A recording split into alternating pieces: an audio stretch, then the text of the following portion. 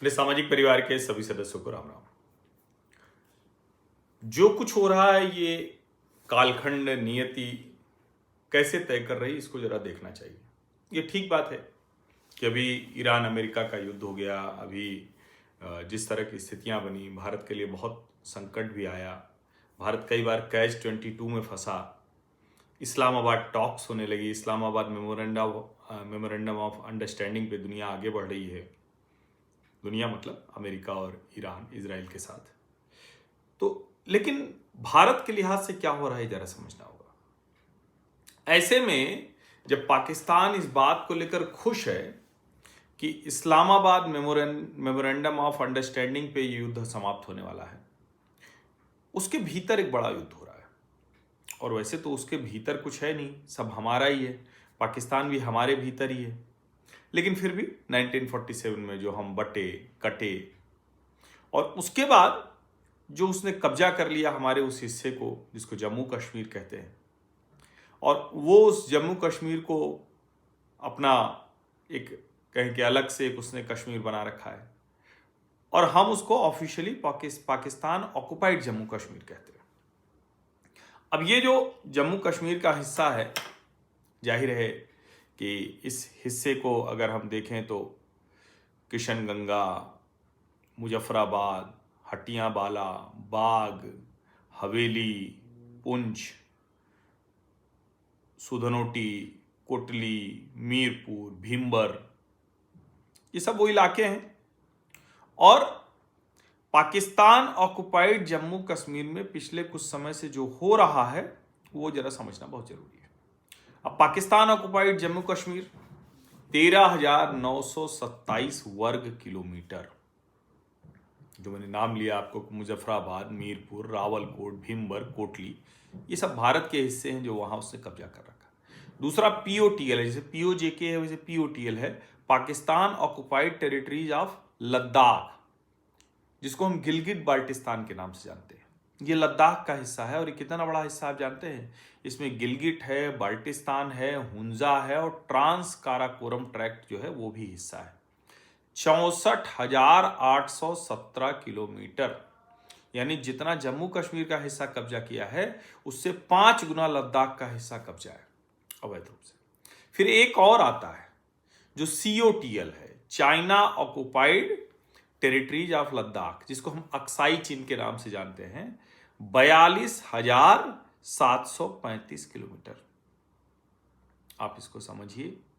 और जिस तरह से भारत की भूमि पर अवैध कब्जा है वो जानना सबको बहुत जरूरी है। अब पाकिस्तान में जो कुछ हो रहा है वो तो आप जानते हैं, वहाँ कभी धमाका हो जाता है, कभी शिया सुन्नी को, कभी सुन्नी शिया को, कभी खैबर पख्तूनवा, कभी कोई इलाका। लेकिन ये जो पाकिस्तान ऑक्युपाइड जम्मू कश्मीर में हो रहा है, ये क्या हो रहा है? 8 और 9 जून 2026 रावलकोट जो पुंछ डिवीजन का है, तो वहाँ पर ये सब कुछ हुआ है। और एक ज्वाइंट अवामी एक्शन कमेटी, JAAC, ज्वाइंट अवामी एक्शन कमेटी, उसने वहां धरना प्रदर्शन शुरू किया। क्यों किया? बिजली के बिल बहुत बढ़े हुए आ गए, गेहूं को लेकर, बिजली को लेकर, राशन को लेकर, इन सब को लेकर। और मैसेकर हुआ है वहां, नरसंहार, मतलब 50-60 मौतें हो गई हैं, ये तो स्वीकार कर लिया है। 53 का आंकड़ा तो घोषित हो गया है, 2 राउंड में 53। और ये सब हुआ है।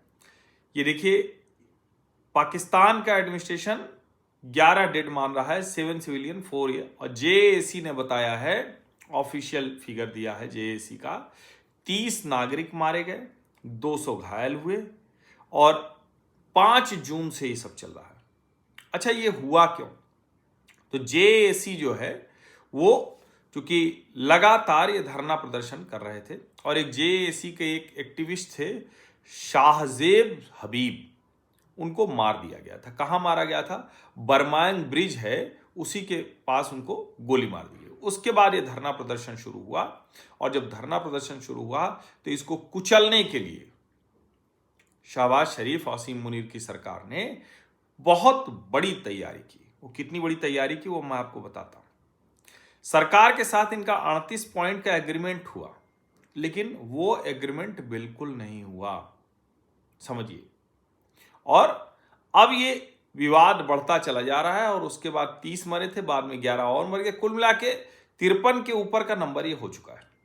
भारत सरकार की इस पर प्रतिक्रिया क्या रही? 9 जून को रणधीर जायसवाल, जो भारतीय विदेश मंत्रालय के प्रवक्ता हैं, उन्होंने कहा, we have seen reports of brutalities by Pakistani forces on innocent civilians, a natural consequences of Pakistan's oppressive approach and its systematic plundering of resources from territories under its forcible and illegal occupation। JAC के chairman हैं शौकत नवाज मीर। इन्होंने कहा, the state has begun a massacre of our people in Rawalakot. Human rights watch ने क्या कहा? Power in, वो आज़ाद कश्मीर कह रहे हैं, हालांकि है ये आज़ाद कश्मीर तो है नहीं, पाकिस्तान ऑक्युपाइड जम्मू कश्मीर। दरअसल इन लोगों का भी इसीलिए नहीं सही हो रहा है। Azad Kashmir is exercised primarily through the Pakistani Army's GHQ in Rawalpindi. The corps commander in Muri summons the Prime Minister, President and officials regularly to outline the military views। Pakistan की तहरीक-ए-इंसाफ ने क्या कहा? If JAAC was truly a terrorist organization, why did the government spend months negotiating with it, signing agreements and implementing it's demands until yesterday? वो कह रहे हैं, भैया अगर ऐसा ही था तो आपने क्यों फिर उनके साथ समझौता किया, बातचीत किया? अब ये जो मुजफ्फराबाद, मीरपुर और ये सारा कुछ है, अब मैं बहुत पीछे नहीं जाऊंगा, वो 1947 और इस सब पे नहीं जाऊंगा, लेकिन एक यूएनएससी का रेजुलेशन है 21 अप्रैल 1948 का। The government of Pakistan should use the best endeavor to secure the withdrawal from Jammu and Kashmir of tribesmen and Pakistani nationals not normally resident therein who entered the state for the purpose of fighting, and to prevent any further intrusion or furnishing of material aid to those fighting of the state in the state। साफ साफ कहा, ये 1948 का resolution है। एक और यूएनसीआईपी resolution है, ये 13 अगस्त 1948 का। As the presence of Pakistani troops in Jammu and Kashmir constitutes material change in the situation as it was represented to the security council, the government of Pakistan agrees to withdraw its troops and to secure the withdrawal of tribesman. साफ साफ है। ये जो पीओटीएल, PoJK और सीओटीएल है, यानी हमारी जो जमीन कब्जा है, उस पर जो कुछ हो रहा है समझना पड़ेगा। अब अभी तक क्या हुआ है? 1947 से 1960 के बीच में 20,000 सिविलियन मारे गए, 5,000 महिलाओं का अपहरण कर लिया गया, उनके साथ जाने क्या क्या हुआ, 75,000 सिविलियन गायब हो गए, उनका पता ही नहीं चल रहा है। ये समझिए आप, पता ही नहीं चल रहा है। अब अभी जो कुछ हुआ, मैं और डिटेल में नहीं जाऊंगा, चूंकि बहुत लंबा नहीं जाऊंगा, मैं अभी के मूवमेंट पर सीधे सीधे आऊंगा। ये जेएसी कह रहा है, Jammu Kashmir joint Awami action committee struggle for public rights. ये सितंबर 2023 में मुजफ्फराबाद में ये पीओजेके में इसकी फाउंडेशन रखी गई ये, और मूल रूप से ये वहाँ का सिविल सोसाइटी अम्ब्रेला है, कोई पॉलिटिकल पार्टी नहीं है। इसमें कौन लोग शामिल हैं? ट्रेडर्स हैं, ट्रांसपोर्टर्स हैं, टीचर्स हैं, लॉयर्स हैं, स्टूडेंट्स हैं, और उसके अलावा जो एक्टिविस्ट होते हैं ये हैं। बिजली की समस्या से शुरुआत हुई, लेकिन और सारी समस्याएं हैं, नदी का पानी, गेहूं की कमी, मतलब बहुत बुरा हाल है। और उसी में 38 पॉइंट का चार्टर यानी डिमांड दी गई थी, जो कहा गया था, लेकिन वो माना नहीं गया। इसके लीडरशिप कौन कौन है? शौकत नवाज मीर चेयरमैन है इसके, अमजद अली खान ये कोर कमेटी मेंबर हैं, अंजुम उल जमा ये 6 जून 2026 को अरेस्ट हुए, राजा शोहेब जावेद ये भी 6 जून को अरेस्ट हुए, इम्तियाज असलम और ख्वाजा मेहरान, ये इनकी लीडरशिप है। और ये लगातार 2023 से ढेर सारे प्रदर्शन चल रहे हैं। ये 2023 में नवंबर में पहला हुआ, फिर मई 2024 में 6 दिन की हड़ताल की, 5 लोग मारे गए थे, और 23 बिलियन रुपए का कंसेशन मिला था। सितंबर से अक्टूबर 2025 में फिर प्रदर्शन हुआ, फिर 9 लोग मारे गए। 4 अक्टूबर को एग्रीमेंट साइन हुआ। जून 2026 में JAC ban by Pakistani government under anti terrorism law, इसको उसमें शामिल किया, लेकिन वो अपनी लड़ाई लड़ रहे हैं। अब ये लिखा हुआ है 10 मिलियन ये इनके ऊपर इनाम रखा हुआ है।